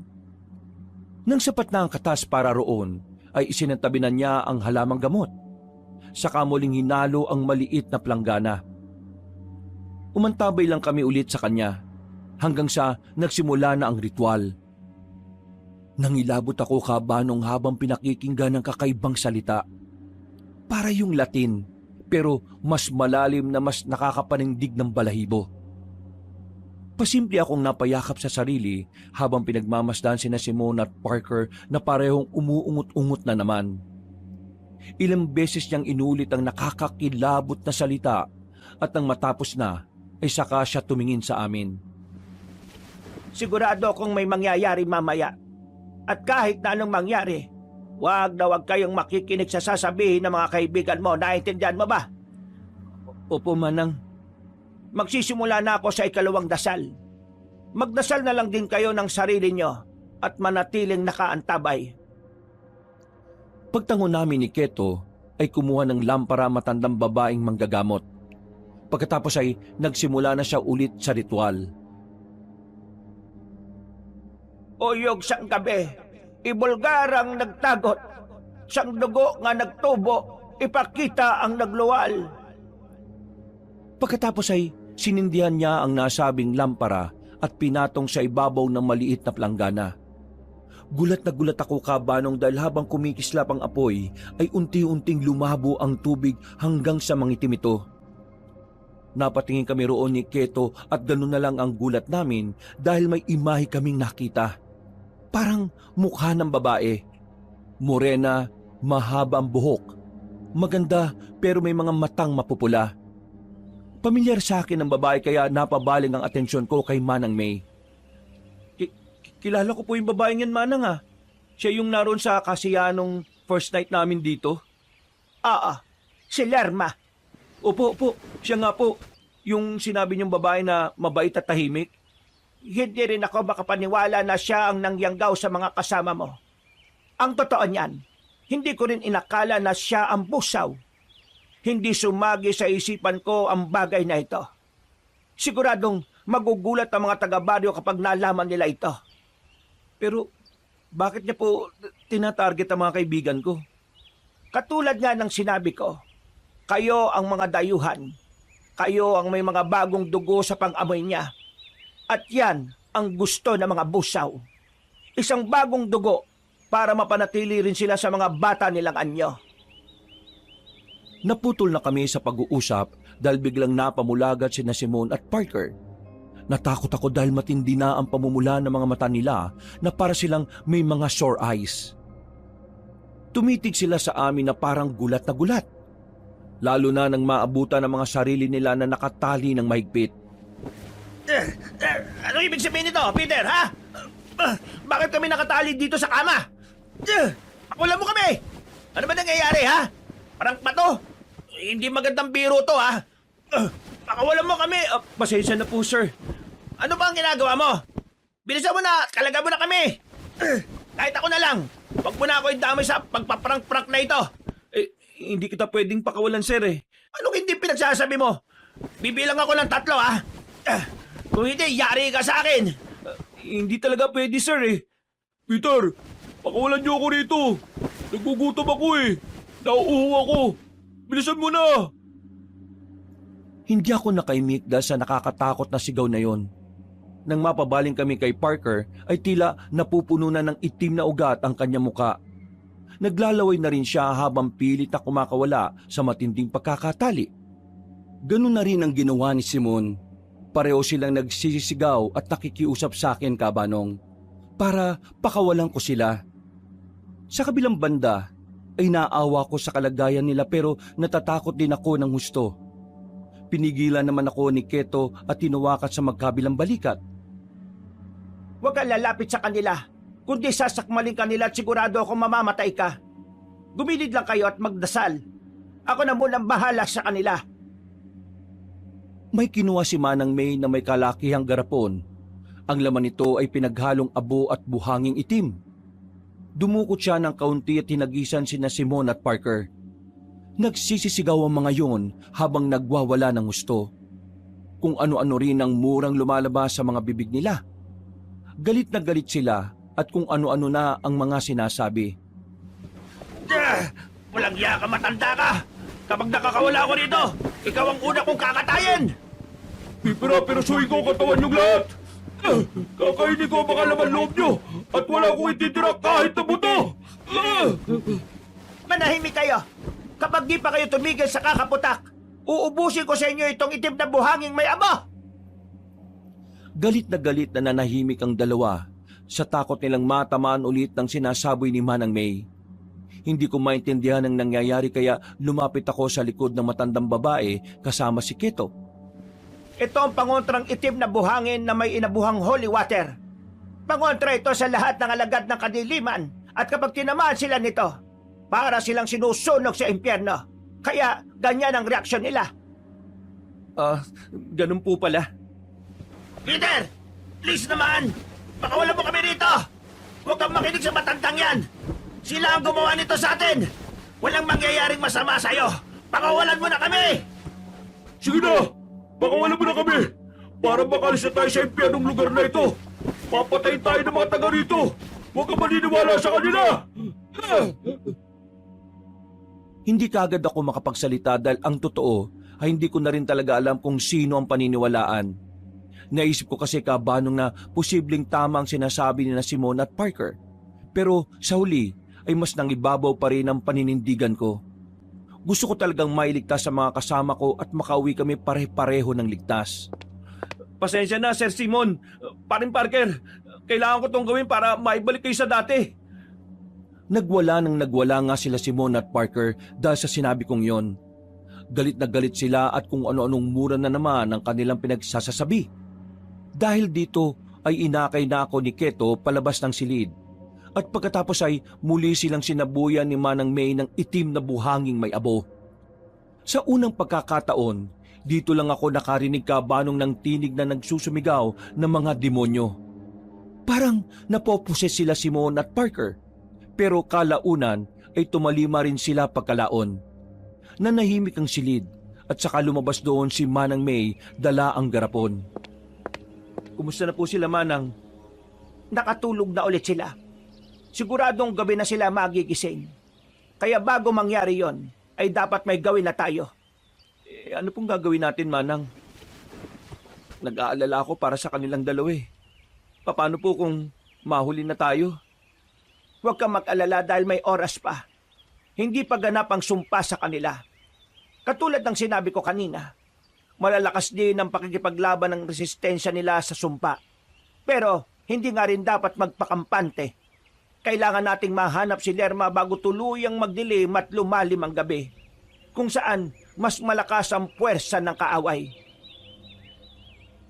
Pagkatapos ng pag-uusap namin yon, Kabanong, ay saka pumasok si Mang Otek. Dito na nga sinabi ni Manang May ang tungkol sa pagiging aswang ni Lerma. Dali-daling umalis ang Ginoo para ipamalita sa mga taga-baryo ang tungkol dito, upang makiisi sila sa paghahanap kay Lerma. Bukod doon ay muli kaming nag-usap na matandang babaeng manggagamot. Peter, makinig ka sa sasabihin ko. Sigurado akong sa mga oras na ito, nararamdaman na rin ni Lerma ang epekto ng ginawa ko sa mga kaibigan mo. Magkukubli siya at magtatago ng ilang araw. At sa mga araw na yon, siguradong manghihina na ang katawang lupa ng mga kaibigan mo. Kung di sila mamamatay, kakawala sila hanggang sa makatikim ng sariwang dugo at karne ng tao. Ano pong dapat natin gawin? Sabihin niyo lang po, Manang. Kailangan mong hanapin si Lerma. Naniniwala ako na meron kayong koneksyon. Sa ilang araw na pagsunod niya sa iyo, may lubid na hindi nakikitang magkokonekta sa inyong dalawa. Ito ang gagamitin natin para mahanap mo siya at ikaw din ang magiging susi para makabalik sa dati ang mga kaibigan mo. Sige po, gagawin ko po ang sinasabi niyo. Kahit natatakot ako at alam kong delikado. Huwag ka mag-alala dahil sasamahan ka ni Keto. Kami naman ni Otek ang bahala rito sa mga kaibigan mo. Sigurado rin ako na tutulong ang mga taga-baryo dahil likas na sa amin ang tumutulong sa mga katulad ninyo. Hindi kami papayag na masira ang imahe namin dahil sa isang busaw. Sige po, maraming salamat po. Sumunod ka sa akin sa bodega. Halika. Habang binabantayan ni Keto ang silid kung saan naroroon sina Simon at Parker, nagtungo na nga kami sa bodega. Mula sa lumang kahon ay meron kinuha si Manang May na isang maliit na panyong meron daw orasyon. At sa loob nito ay merong lumang kutsilyo na nangingintab sa pagkatansok. Hindi basta-basta nasusugatan ang mga busaw. Pero dahil galing sa sinaunang babayla ng kutsilyo natin, may bahay dito ng orasyon at siguradong magiging ordinaryo lang ang balat ng aswang na yon kapag ito ang ginamit mo. Habang ginagawa namin ng paraan dito ang kaibigan mo na hindi malukob ng sumpa, dapat mapatay mo si Lerma sa lalong madaling panahon. Sige po, gagawin ko po makakaya ko, Manang. Mabuti, dahil kung hindi, pare-pareho tayong malalagay sa alanganin. Hindi na dapat dumami pa o mga nakang aswang sa lugar na ito. Hindi ko alam kung paano ako magkakaroon ng lakas ng loob pero tumango ako. Sa isip ko ay naghahalo matinding takot at determinasyon. Tinatanim ko na lang sa puso ko na hindi ko kayang pabayaan sina Simon at Parker, kaya dapat kong gawin ang delikadong bagay na ito. Pagbalik namin sa kwarto ay nahihimbing pa rin ng tulog ang dalawa. Sinabi na nga ni Manang May kay Keto ang dapat gawin, kaya naganda na rin siya ng mga dadalhin at iba pang sandata. Kumpiyansa din naman ako dahil sa laki ng pangangatawan ni Keto. Sanay din siya sa laban lalo na nang nalaman ko mula kay Mang Otek na minsan siyang nakipagpambuno noon sa galit na kalabaw. Napatay niya ang kalabaw na walang gamit na kahit na anong patalim. Talagang lakas sa lakas lang ang tunggalian nila. Kaya pala, naririnig ko noong nakaraan na tinatawag siyang Haring Kalabaw ng mga taga roon dahil nga sa napatay niya ang kalabaw. Pagkatapos naming mananghalian ay naganda na kami ni Keto. Paalis pa lang kami nang may dumating na 3 pang kalalakihan. Sila ang magpipinsan na sina Dawo, Oreg at Gano. Nakita ko na sila noong gabi sa kasiyahan at nakasayawan din, kaya hindi na ako nailang sa kanila. Natuwa pa nga ako dahil ginusto nilang tumulong. Mabait daw kasi sa kanila sina Simon at Parker. Peter, huwag mong iwawaglit sa kamay mo ang pandakaki. Malaking tulong yan sa pakikipagsagupan nyo. Huwag ka na rin masyadong mangambadal bukod kay Keto. Kasama nyo na rin ang magpipinsang sina Dawo, Oreg at Gano. Magtatagumpay kayo. Basta sundin mo ang mga tanda at huwag kang padadala sa takot. Tandaan mo na ang tapang ay sandata rin. Lalong higit ang pananalig sa may kapal. Opo, Manang. Tatandaan ko po ang lahat ng sinabi nyo. Matapos naming marinig ang mga pangaral, pag-aalauna na ng tanghali ay nagtungo na kami sa pinakadulo ng baryo kung saan nakatira si Lerma. Higit kalahating oras din bago kami makarating doon. At katulad ng inaasahan na namin, wala na kaming nadatnan sa kanyang bahay. Dahil dito ay sinunod ko nga ang sinabi ni Manang May. Pumikit ako at inisip lang ang busaw na nakaengkwentro ko noon. Maya-maya lang, hindi ko rin alam kung paano nangyari pero kitang-kita ko talaga sa isipan ko ang isang pulang lubid na tila nag-uugnay sa amin ng nasabing aswang. Mga kasama, totoo nga sinabi ni Manang May. Alam ko na kung nasaan si Lerma. Nasa kagubatan siya. Dito sa likod ng kanyang bahay. Doon natin siya hanapin. Walang pag-aalinlangan na tumango ang mga kasama ko. Kitang-kita ko ang tapang sa kanila. Kung tutuusin nga, ay ako lang yata ang nakakaramdam ng takot na itinatago ko lang. Pagpasok namin sa kakahuyan ay tila nag-iba ang ambiance ng kapaligiran. Binalot kami ng matinding katahimikan at pakiramdam ko ay nasa ibang mundo na kami. Ganito pala ang pakiramdam ng merong tinutugis na aswang. Noon sa mga horror films ko lang nakikita ang mga ganito. Hindi ko akalain na ako na mismo ang dadanas.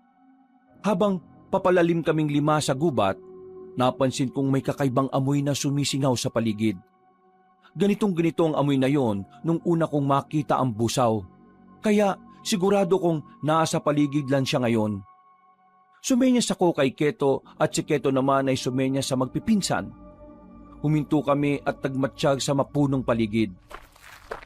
Naamoy niyo ba yun, mga kasama? Yun ang amoy ng busaw nung una ko siyang makita.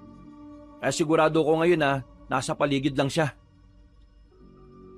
Hindi pa man ako natatapos sa pagsasalita ay nakarinig na nga kami ng kaluskos mula sa hindi kalayuan. Sabay-sabay kaming napatingin doon kung saan nakita namin ang itim na anino na mabilis na tumatakbo at nagtago sa mga halaman. Ayun, nandun! Nakita ko siyang tumakbo ron! Nagulat ako na magkakasunod na tumakbo ng mabilisin na Dawo, Oreg at Gano papunta sa tinuro kong lugar.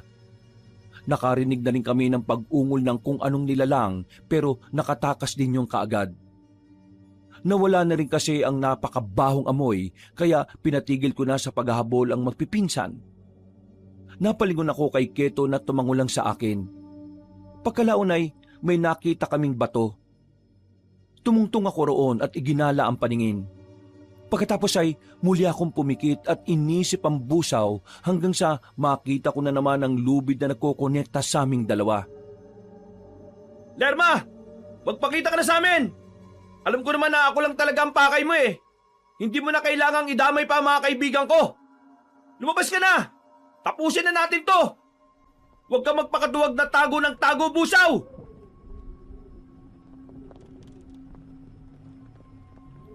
Wala akong narinig na tugon, kundi ang malamig na samyo ng hangin na dumampi sa aming mga katawan. Dahil dito ay bumaba na ako sa batong yon at nagpatuloy sa paghahanap. At makalipas nga ang ilang minuto, sa pagitan ng mga puno ng nara ay may nakita kong tila nakasampay.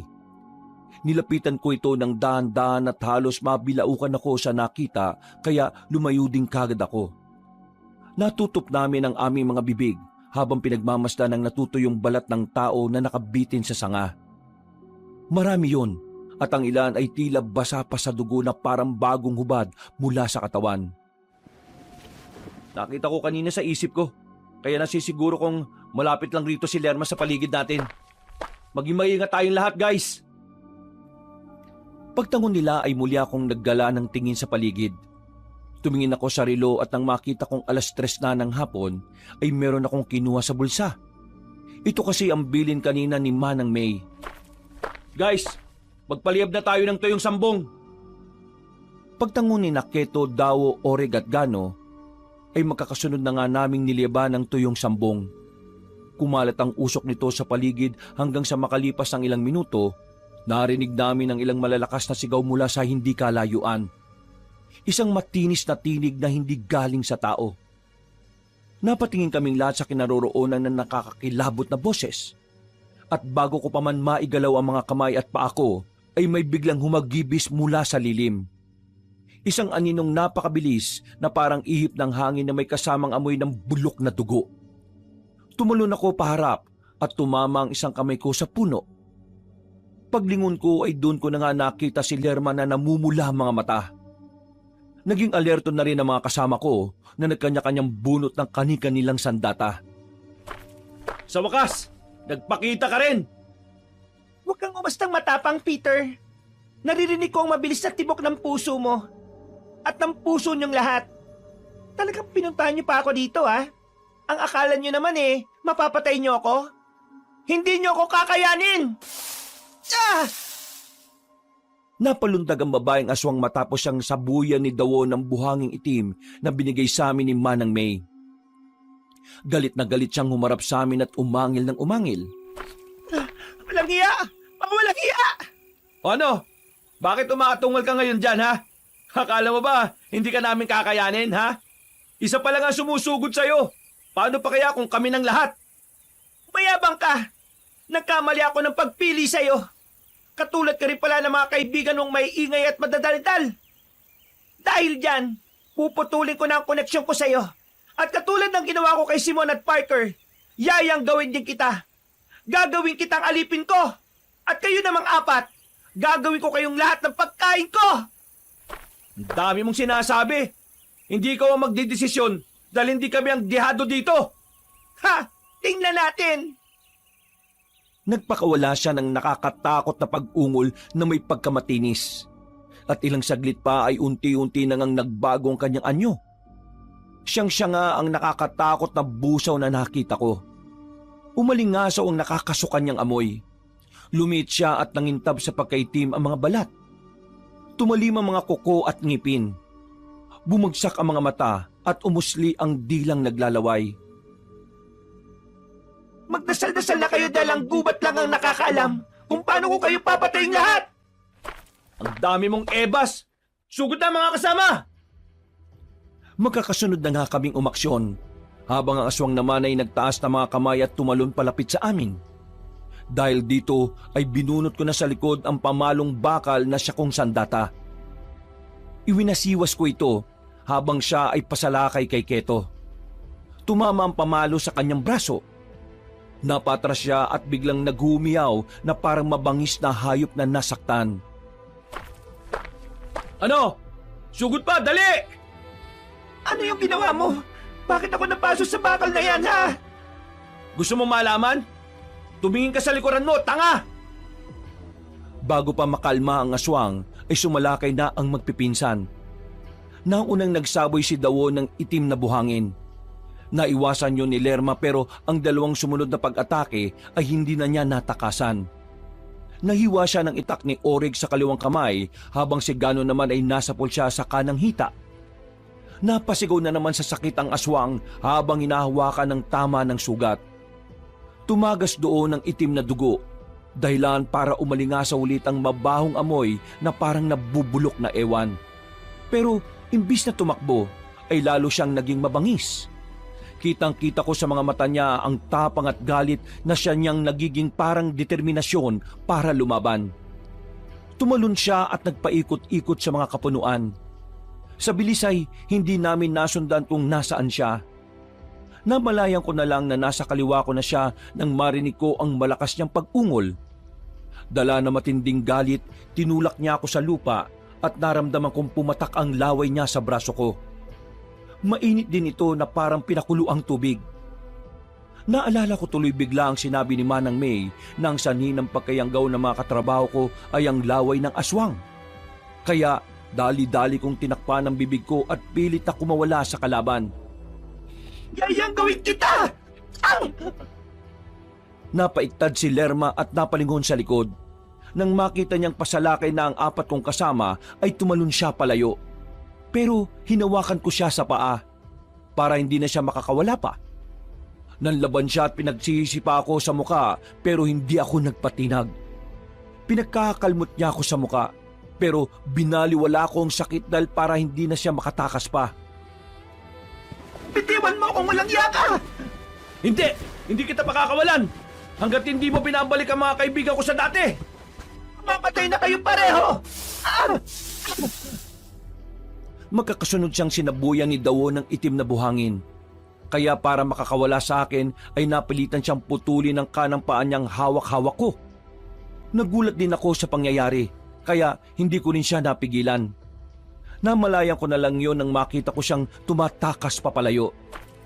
Guys! Tumatakas siya! Huwag niyo siya patakasin!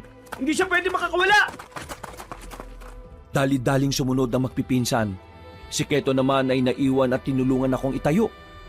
Pinunasan ko ang mukha kong puno ng kalmot. At kahit na mahapdi na, ay hindi ko to masyadong ininda. Mas nauna ko kasing naisip sina Simon at Parker. Hindi sila po pwedeng maging aswang ng tuluyan. Kaya nang tanungin ni Keto kung ayos lang ang lagay ko, ay tinanguan ko na lang siya. Nagpatuloy na kami at sinunda ng magpipinsan.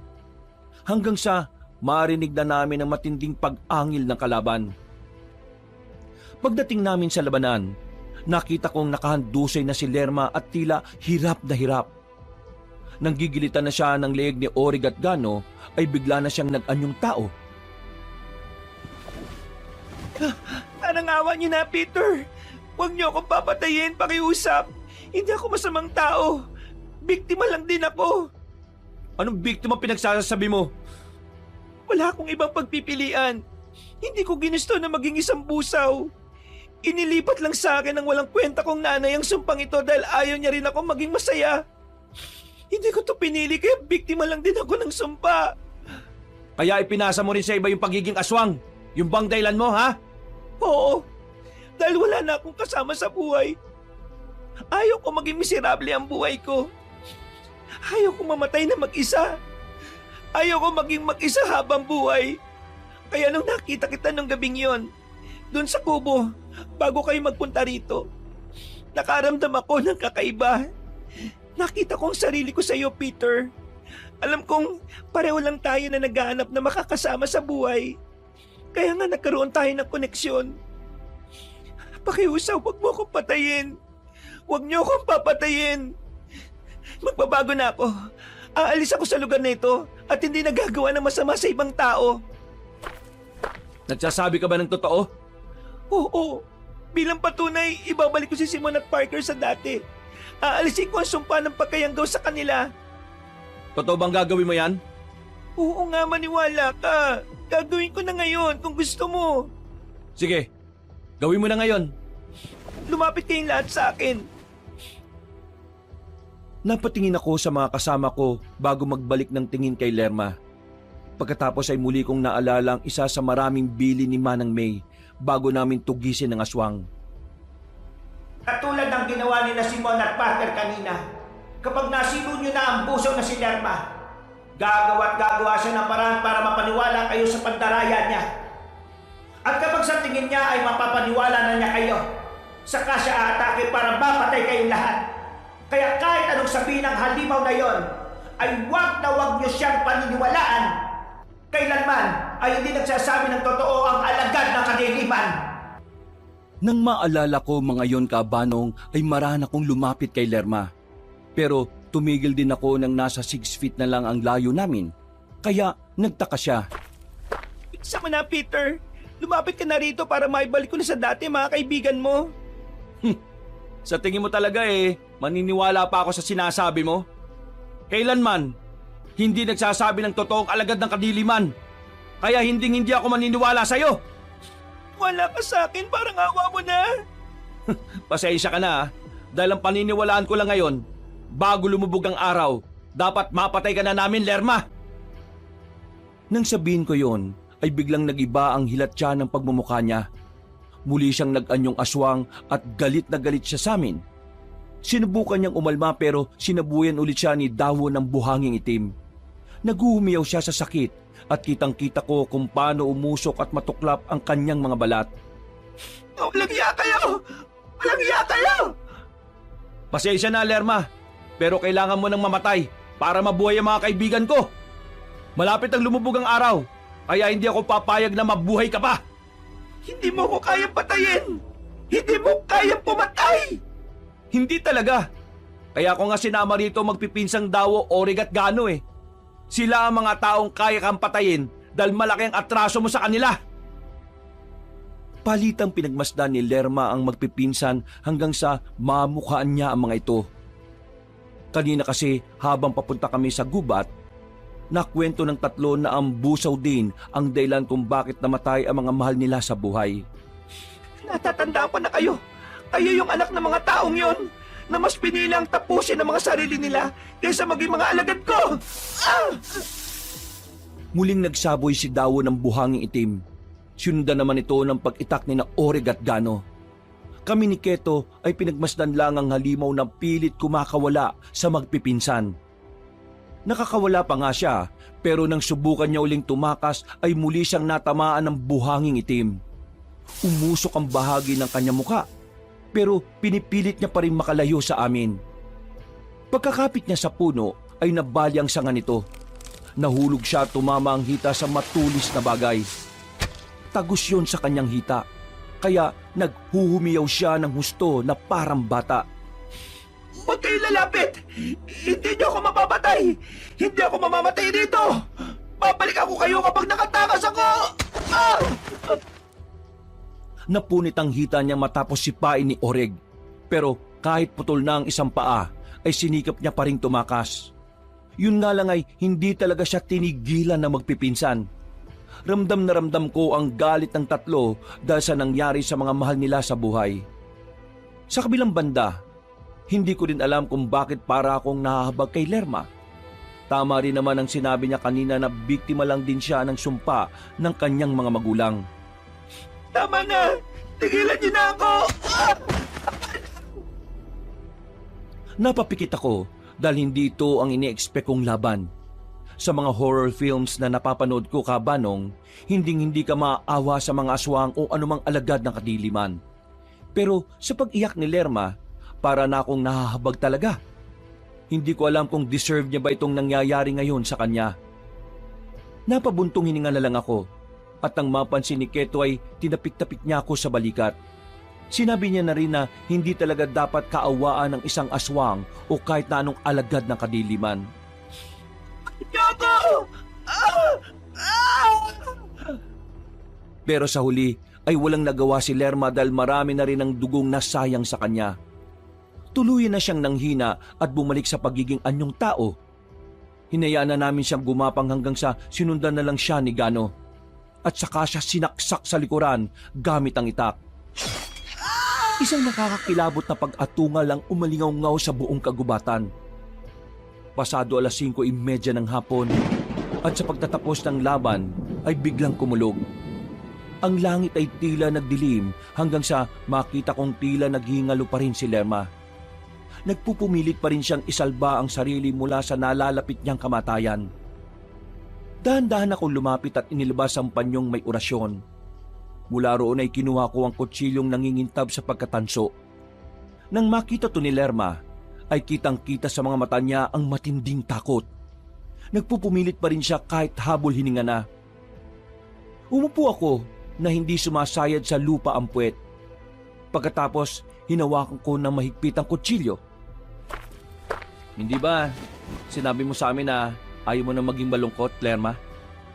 At ito yung dahilan mo kaya ka nangyayanggaw ng ibang tao? Totoo na biktima ka ng sumpa ng mga magulang mo. Pero meron kang choice eh. Naging maganda ang pakikitungo sa iyo ng mga taga-baryo. Kahit ilang araw pa lang ako sa lugar na to, ramdam ko na yon dahil napakabait nilang lahat makitungo. Marunong sila makibagay. Ganun na lang din sana ang ginawa mo, Lerma. Pinakitunguhan mo na lang sana ang lahat ng maayos. Kahit yung mga katulad naming na destino lang dito dahil sa trabaho. Totoong naaawa ako sa nakikita ko ngayon sa'yo. Pero dahil sa mas pinili mong maging masama, eto na yung hustisya na yon. Paalam na sa'yo, Lerma. Sa wakas, matatahimik ka na rin. Nakita ko ang sinserong pagpatak ng mga luha niya na iba kumpara kanina sa malakas niyang pagpalahaw. Itinihaya ko siya at dahan-dahang itinarak sa kanyang puso ang tansong kutsilyo. Muling kumulog at sinundan din ng pakidlat hanggang sa tuluyan na siyang malagutan ng hininga. Ilang saglit pa ay nakita namin na tila nalulusaw na ang kanyang katawan hanggang sa maging abo. Napaupo na lang ako ng tuluyang maglaho sa hangin ng pagkatao ni Lerma. Hindi ko talaga alam kung maiiyak ako o hindi. Pero isa lang ang naisip ko. Natapos na ang lahat at ligtas na ang buhay ng mga katrabaho at kaibigan ko. Bago pa lumubog ang araw ay bumalik na kami sa baryo. Pagdating sa tinutuluyan naming bahay ay naabutan ko na roon ng ilang mga taga-baryo. Sinalubong kami ni Mang Otek na nakangiti kaya tumakbo na ako kagad sa loob ng kwarto. Nagawa niyo, Peter! Salamat sa Diyos! Salamat talaga sa Diyos. Salamat din kay Keto at lalo na doon sa magpipinsan. Sa wakas, matatahimik na rin ang baryo. Ang totoo niyan naging daan din kayo para tuluyang matahimik ang baryo. Salamat din sa iyo. Salamat din po sa pag-aalaga kay Sir Simon at Parker. Kumusta na po sila? Ano ba nangyari? Bakit kami nakatali? Ano to? Bakit may ganito? Teka, bakit parang namamalat yung boses ko? Ang sakit na lalamunan ko para akong sumigaw na sumigaw ah. Ako rin. Oy, Peter, pakawala mo nga kami rito. Manda ka sa amin talaga. Napangiti na lang ako nang makitang ayos na ang aking mga kaibigan. Makalipas ang ilang araw, nagpasya na lang din ako na hindi na ikwento sa dalawa ang nangyari sa kanila. Kahit hanggang sa ngayon, kabanong, hindi pa rin nila alam ang tungkol sa pakayanggaw nila. Bago kami umalis sa baryo kung saan kami nadistino, muling nagpakain ng mga taga roon. Tuwang-tuwa kami dahil pakiramdam ko ay taga rito lang din kami. Ibang-iba talaga ang pakikitungo nila na para lang kaming kapamilya. Pagbalik namin sa Metro Manila, marami ang nagbago sa akin. Mas lumalim ang pagtingin ko sa mundong mahiwaga. Mas naging matured din ako at marami akong natutunan sa pagkadestino namin sa isang liblib na baryo ng Leyte. Marami man tayong karanasan na mapapait. Hindi to pwedeng maging dahilan para iparanas natin sa iba ang ating naranasan. May kanya-kanya tayong pinagdaraanan sa buhay pero ang importante sa lahat ay kung paano natin to haharapin nang hindi nakakatapak ng ibang tao at wala tayong nasasaktan o nadadamay. Higit sa lahat, palagi nating isipin na hindi tayo pinababayaan ng Diyos na manlilika. Sa anumang pagsubok ng buhay, siya ang magsisilbi nating gabay basta matuto lang tayong manalig at manampalataya sa Kanya. Mga kabangers, mga kayanggaw, kabanong po, maraming salamat po at naway nagustuhan niyo po yung kwento natin ngayong araw na ito ha. Pero kung nabitin po kayo, pwede rin po kayong dumalo sa iba nating mga channel. Yung isa po yung Pamela Clamil channel. Ako rin po nagnanarate doon on minsan bilang si Lolo Pael. At sana bisitahin nyo rin po yung bago-bago nating channel, yung Kabanong version 2.0. Nako, napakaganda po ng video natin doon at sa mga susunod na isasalang natin. Bakit kanyo? Kasi yung video doon may mga images na rin po na gumagalaw. At bukod sa images na gumagalaw, meron din na po itong music and effects. Kaya pwede na kayong nanonood o pwede rin kayong nakikinig or pwedeng both. Di ba? Ang ganda po. Kaya kung magugustuhan nyo rin po yung mga ibang channel natin na yon, wag nyo pong kakalimutan na mag-subscribe ha. At syempre, mag-iwan na rin po kayo ng comment at pindutin nyo na rin po yung like button. At para hindi na kayo mahirapang maghanap, ilalagay na po namin sa description or pin comment po yung mga link ng mga channels na ito. Hanggang sa susunod na mga kwento, wakas!